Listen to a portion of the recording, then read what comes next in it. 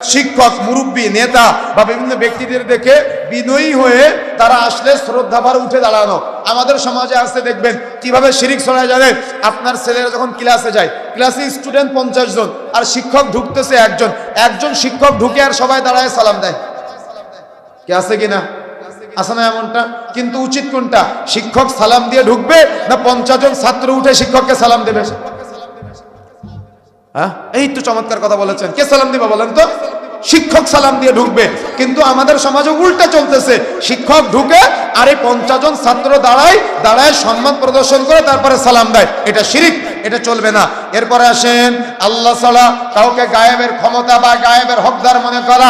দেখবেন আমাদের সমাজে কারোর কোনো কিছু হারায় গেলে, চুরি হয়ে গেলে বা কোনো কিছু কোনো একটা অসুবিধা পড়লে ও আয়না ভরণ দিতে যায়। আয়না ভরণ দিতে যার কাছে যায়, ওজার কাছে যায়, কবিরাজের কাছে যায়। কবিরাজের কাছে যাওয়ার পরে ও আয়না ভরণ দেয়। ও কিভাবে আয়না ভরণ দেয় জানেন? ও জিন হাসিল করে ওই জিনের মাধ্যমে তথ্য নেয় যে ওই পণ্যটা কোথায় আছে।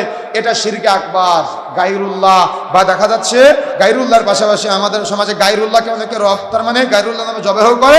এবং আমাদের সমাজে ওই আল্লাহর অস্তিত্বকে অস্বীকার করে অনেকেই বিভিন্ন সমাজে দেখা যায় গায়েবী বিশ্বাস করে কোনো বান্দাকে গায়েবের একমাত্র মালিক হিসেবে হকদার বানায়। বিভিন্ন পীরদেরকে গায়েবের মালিক বানায়, বা বিভিন্ন ওলিয়া উলিয়াদেরকে গায়েবের মালিক বানায়, বা বিভিন্ন কবিরাজকে গায়েবের মালিক বানায় গায়েবের তথ্য তার কাছ থেকে নেয়। দেখবেন অনেক সময় আগুনের একটা ঝলক দেখতে পান আপনারা আকাশে, দেখেছেন?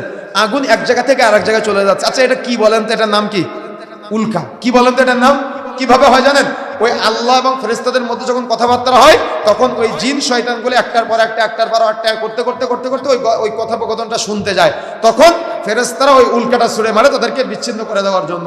ওই তাদের মাধ্যম ধরে এই মুশরিকগুলো আপনাদের কাছে তথ্যগুলো এনে দেয়। আর আপনারাও এদেরকে গায়েবের মালিক মনে করেন। কেউ যদি কোনো গায়েবের তথ্য দিতে পারে তাহলে আপনারা তাকে ওলিয়া মনে করেন। নাউযুবিল্লাহ।